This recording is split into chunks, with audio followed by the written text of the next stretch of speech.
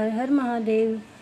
तो चलिए भक्तों, आज अपने भगवान शिव की श्रावण मास सोमवार की कथा का आरंभ करते हैं। आज हम अध्याय 14-15 का वाचन करेंगे।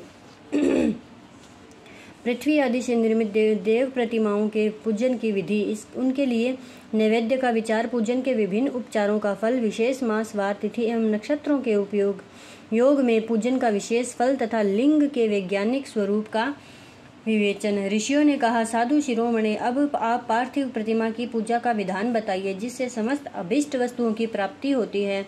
सुत जी बोले, महर्षियों, तुम लोगों ने बहुत उत्तम बात पूछी है। पार्थिव प्रतिमा का पूजन सदा संपूर्ण मनोरथों को देने वाला है तथा दुख का तत्काल निवारण करने वाला है। मैं उसका वर्णन करता हूँ, तुम लोग उसको ध्यान देकर सुनो। पृथ्वी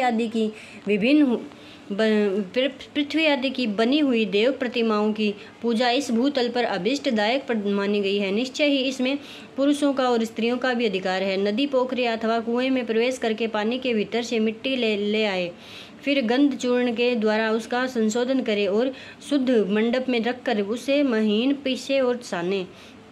इसके बाद हाथ से प्रतिमा बनाए और दूध से उसका सुंदर संस्कार करे। उस प्रतिमा में अंग प्रत्यंग अच्छी तरह प्रकट हुए हो तथा वह सब प्रकार के अस्त्र शस्त्रों से संपन्न बनाई गई हो। तदंतर उसे पद्मासन पर स्थापित करके आदर पूर्वक उसका पूजन करे। गणेश, सूर्य, विष्णु, दुर्गा आदि शिव की प्रतिमा का, शिव का एवं शिवलिंग का द्विज को सदा पूजन करना चाहिए। षोडशोपचार पूजन जनित फल की सिद्धि के लिए 16 उपचारों द्वारा पूजन करना चाहिए। पुष्प से प्रोक्षण और मंत्र पाठ पूर्वक अभिषेक करें।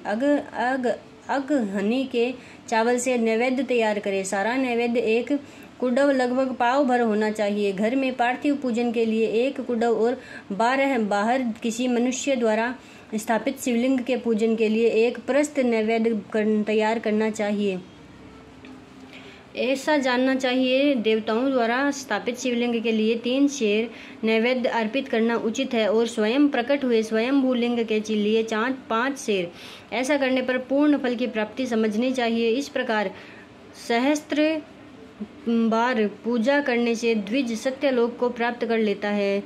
12 अंगुल चौड़ा, इससे दुना और 1 अंगुल अधिक अर्थात 25 अंगुल लंबा तथा 15 अंगुल चौड़ा जो लोहे या लकड़ी का बना हुआ पात्र होता है उसे विद्वान पुरुष शिव कहते हैं। उसका 8वां भाग प्रस्थ कहलाता है जो 4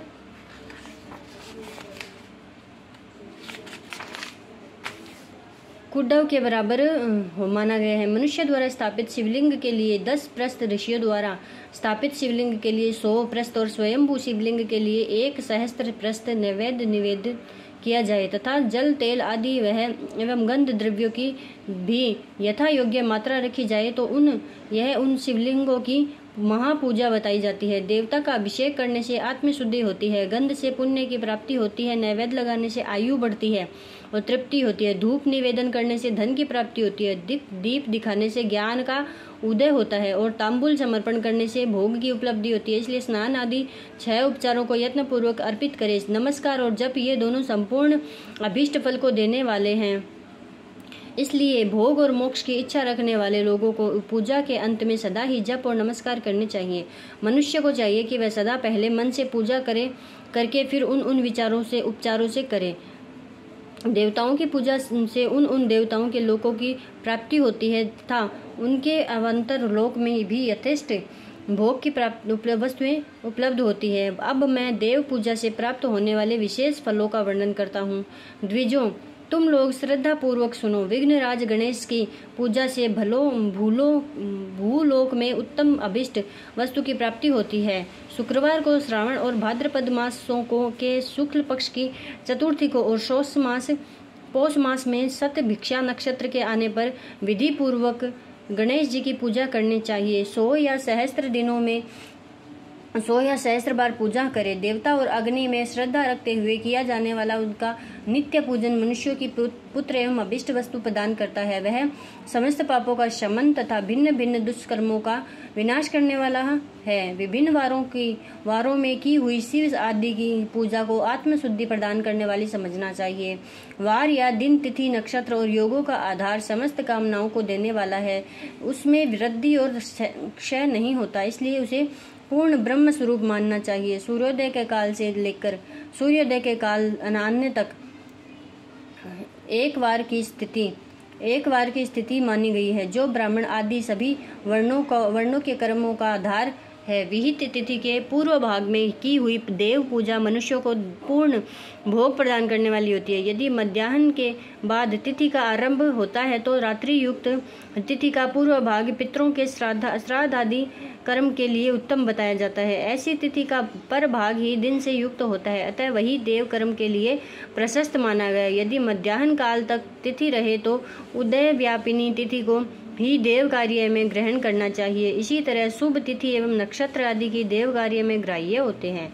वार आदि का भलीभांति विचार करके पूजा और जप आदि करने चाहिए। वेदों में पूजा शब्द के अर्थ की इस प्रकार योजना की गई है। पूजायते अनेन इति पूजा, यह पूजा शब्द की व्युत्पत्ति है। पू का अर्थ होता है भोग और फल की सिद्धि। वह जिस कर्म से संपन्न होती है उसका नाम पूजा है। मनोवांछित वस्तु तथा ज्ञान ये ही अभिष्ट वस्तुएं हैं। सकाम भाव वाले को अभिष्ट भोग अपेक्षित होता है और निष्काम भाव वाले को अर्थ परमार्थिक ज्ञान, ये दोनों ही पूजा शब्द के अर्थ है। इनकी पूजा योजना करने से ही पूजा शब्द की अर्थ सार्थकता है। इस प्रकार लोक और वेद में पूजा शब्द का अर्थ विख्यात है।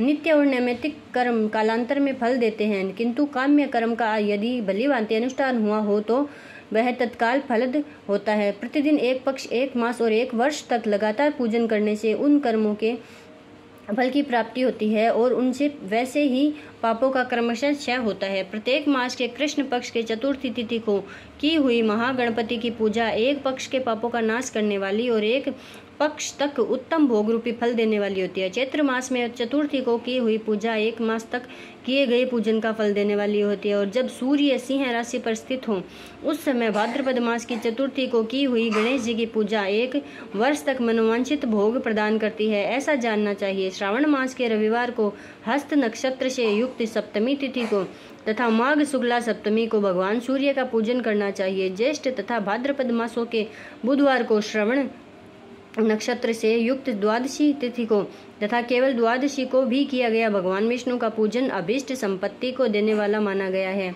श्रावण मास में की जाने वाली श्री हरि की पूजा अभिष्ट मनोरथ और आरोग्य प्रदान करने वाली होती है। अंगों एवं उपकरणों सहित पूर्वोक्त गो आदि 12 वस्तुओं का दान करने से जिस फल की प्राप्ति होती है उसी को द्वादशी तिथि में आराधना द्वारा श्री विष्णु की तृप्ति करके मनुष्य प्राप्त कर लेता है। जो द्वादशी तिथि को भगवान विष्णु के 12 नामों द्वारा 12 ब्राह्मणों का षोडशोपचार करता है, पूजन करता है, वह उनकी प्रसन्नता प्राप्त कर लेता है। इसी प्रकार संपूर्ण देवताओं के विभिन्न 12 नामों द्वारा किया हुआ 12 ब्राह्मणों का पूजन उन देवताओं को प्रसन्न करने वाला होता है। कर्क की संक्रांति से युक्त श्रावण मास में नवमी तिथि को मृगशिरा नक्षत्र के योग में अंबिका का पूजन करें। वे संपूर्ण मनोवांछित भोगों और फलों को देने वाली है। ऐश्वर्य की इच्छा रखने वाले पुरुष को उस दिन अवश्य उनकी पूजा करनी चाहिए। आश्विन मास के शुक्ल पक्ष की नवमी तिथि संपूर्ण अभीष्ट फलों को देने वाली है। उसी मास के कृष्ण पक्ष की चतुर्दशी को यदि रविवार पड़ा हो तो उस दिन का महत्व विशेष बढ़ जाता है। उसके साथ ही यदि आद्रा और महाद्रा सूर्य संक्रांति से युक्त आद्रा का योग हो तो उक्त अवसरों पर की हुई शिव पूजा का विशेष महत्व माना गया है। माघ कृष्णा चतुर्दशी को की हुई शिवजी की पूजा संपूर्ण अभिष्ट फलों को देने वाली है। वह मनुष्यों की आयु बढ़ाती है, मृत्यु कष्ट को दूर हटाती है और समस्त सिद्धियों की प्राप्ति कराती है। ज्येष्ठ मास में चतुर्दशी को यदि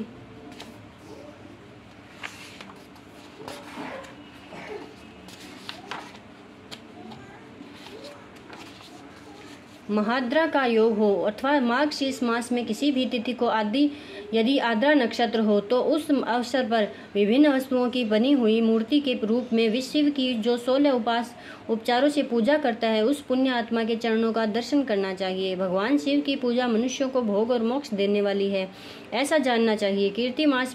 कार्तिक मास में प्रत्येक वार और तिथि आदि में महादेव जी की पूजा का विशेष महत्व है। कार्तिक मास आने पर विद्वान पुरुष दान, तप, होम, जप और नियम आदि के द्वारा समस्त देवताओं का 16 उपचारों से पूजन करें। उस पूजन में देव प्रतिमा, ब्राह्मण तथा मंत्रों का उपयोग आवश्यक है। ब्राह्मणों को भोजन कराने से भी वह पूजन कर्म संपन्न होता है। पूजक को चाहिए कि वह कामनाओं को त्याग कर पीड़ा रहित हो, देव आराधना में तत्पर रहे। कार्तिक मास में देवताओं का यजन पूजन समस्त भोगों का देने वाला, व्याधियों को हर लेने वाला तथा भूतों और ग्रहों को विनाश करने वाला है। कार्तिक मास के रविवारों को भगवान शिव सूर्य की पूजा करने और तेल तथा सूती वस्त्र देने से मनुष्यों के कोढ़ आदि रोगों का नाश होता है। हरे काली मिर्च, वस्त्र और खीरा आदि का दान और ब्राह्मणों की प्रतिष्ठा करने से क्षय के रोग का नाश होता है। दीप और सरसों के दान से मिर्गी का रोग मिट जाता है। कृतिका नक्षत्र से युक्त सोमवारों को किया हुआ शिवजी का पूजन मनुष्यों के महान दारिद्र्य को मिटाने वाला और संपूर्ण संपत्तियों को देने वाला है। घर की आवश्यक सामग्रियों के साथ गृह और क्षेत्र का आदि का दान करने से भी उक्त फल की प्राप्ति होती है। कृतिका युक्त मंगलवारों को श्री स्कंद का पूजन करने से तथा दीपक एवं घंटा आदि का दान देने से मनुष्यों को शीघ्र ही वाक सिद्धि प्राप्त हो जाती है। उनसे मुंह से निकली हुई हर एक बात सत्य होती है। कृतिका युक्त बुधवारों को किया हुआ श्री विष्णु का यजन तथा दही भात का दान मनुष्यों को उत्तम संतान की प्राप्ति कराने वाला होता है। कृतिका युक्त गुरुवारों को धन से ब्रह्मा जी का पूजन तथा मधु, सोना और घी का दान करने से मनुष्यों के भोग वैभव की वृद्धि होती है। कृतिका युक्त शुक्रवारों को गजानन गणेश जी की पूजा करने से तथा गंध, पुष्प एवं अन्न का दान देने से मानवों के भोग्य पदार्थों की वृद्धि होती है। उस दिन सोना, चांदी आदि का दान करने से बंध्या को भी उत्तम पुत्र की प्राप्ति होती है। कृतिका युक्त शनिवारों को दिक्पालों की वंदना, दिग्गजों, नागों और सेतुपालों को पूजन, त्रिनेत्रधारी रुद्र, पापहारी विष्णु तथा ज्ञानदाता ब्रह्मा का आराधना और धन्वंतरी एवं दोनों अश्विनी कुमारों का पूजन करने से रोग, दुर्मृत्यु एवं अकाल मृत्यु का निवारण होता है तथा तात्कालिक व्याधियों की शांति और हो जाती है। नमक, लोहा, तेल और उड़द आदि का त्रिकूट यानी सौंठ, पीपल और गोल मिर्च, फल, गंध और जल आदि का तथा धृत आदि द्रव्य पदार्थों का और सुवर्ण, मोती आदि कठोर वस्तुओं का भी दान देने से स्वर्ण लोक की प्राप्ति होती है। इनमें से नमक आदि का मान कम से कम 1 प्रस्थ सेर होना चाहिए और सुवर्ण आदि का मान कम से कम 1 पल। धन की संक्रांति से युक्त पौष मास में उस काल में शिव आदि समस्त देवताओं का पूजन क्रमशः समस्त सिद्धियों की प्राप्ति करने वाला होता है। इस पूजन में हनी के चावल से तैयार किए गए हविष्य का नैवेद्य उत्तम बताया गया जाता है।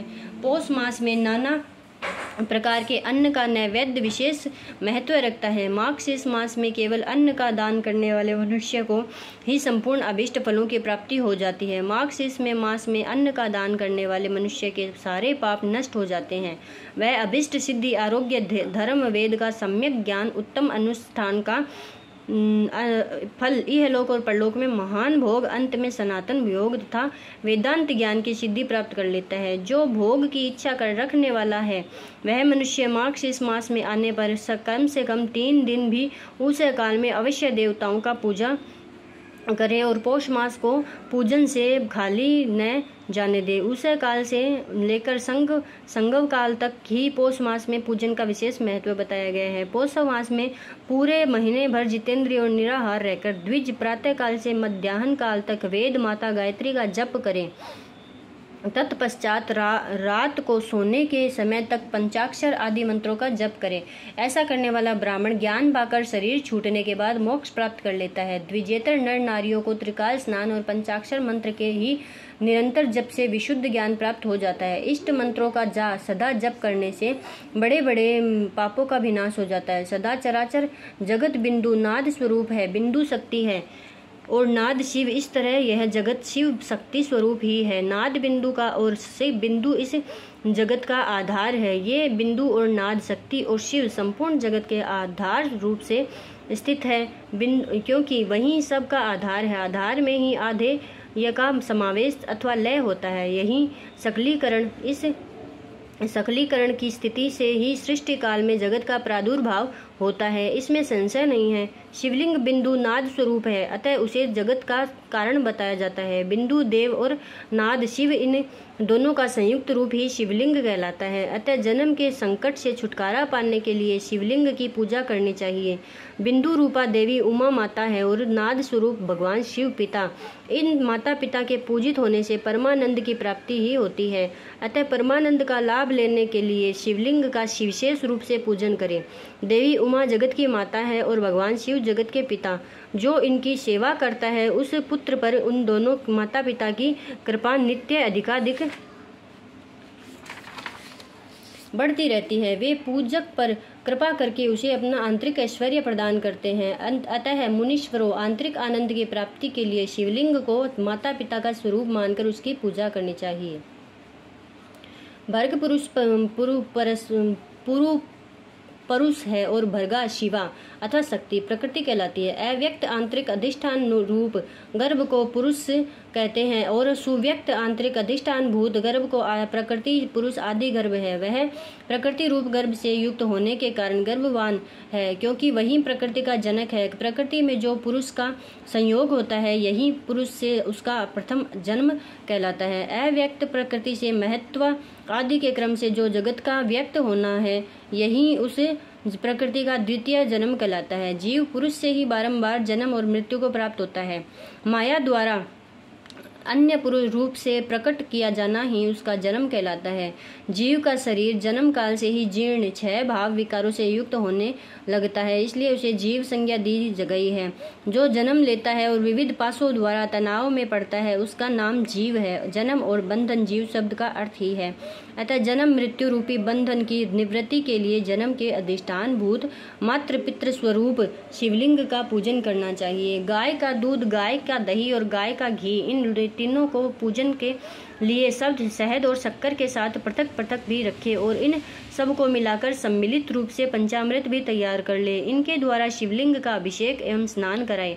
फिर गाय के दूध और अन्न के मेल से नैवेद्य तैयार करके प्रणव मंत्र के उच्चारण पूर्वक उसे भगवान शिव को अर्पित करे। संपूर्ण प्रणव को ध्वनि लिंग कहते हैं। स्वयंभू लिंग नाद स्वरूप होने के कारण नाद लिंग कहा गया है। यंत्र या अर्ध्य बिंदु स्वरूपा होने के कारण बिंदु लिंग के रूप में विख्यात है। उसमें अचल रूप से प्रतिष्ठित जो शिवलिंग है वह मकार स्वरूप है, इसलिए मकार लिंग कहलाता है। सवारी निकालने आदि के लिए जो चर लिंग होता है वह उकार स्वरूप होने से उकार लिंग कहा गया है, तथा पूजा की दीक्षा देने वाले जो गुरु या आचार्य उनका विग्रह आकार का प्रतीक होने से उकार लिंग माना गया है। इस प्रकार आकार, उकार, मकार, बिंदु, नाद और ध्वनि के रूप में लिंग के 6 भेद हैं। इन 6 लिंगों की नित्य पूजा करने से साधक जीवन मुक्त और हो जाता है, इसमें संशय नहीं है। ओम शिव। तो महादेव के भक्तों, आप आज की कथा अपने यहीं तक, कल अपने इसके आगे का अध्याय सुनेंगे और इसी कथा के अंदर सब कुछ वो दिया हुआ है जो बीमारी में भी काम आता है और जो अपने भगवान की पूजा से मतलब सब कुछ संभव हो सकता है। हर प्रकार की बीमारियां भगवान की पूजा से, श्रवण से समाप्त हो जाती हैं। तो अगर आप पाठ खुद स्वयं नहीं पढ़ पा रहे हैं तो इस श्रवण मास में मेरे द्वारा आप ये पाठ सुन सकते हैं, श्रवण कर सकते हैं। इससे भी आपकी आधी समस्या और बीमारी है जो नष्ट हो जाएगी और आप सुख प्राप्त करेंगे। धन्यवाद।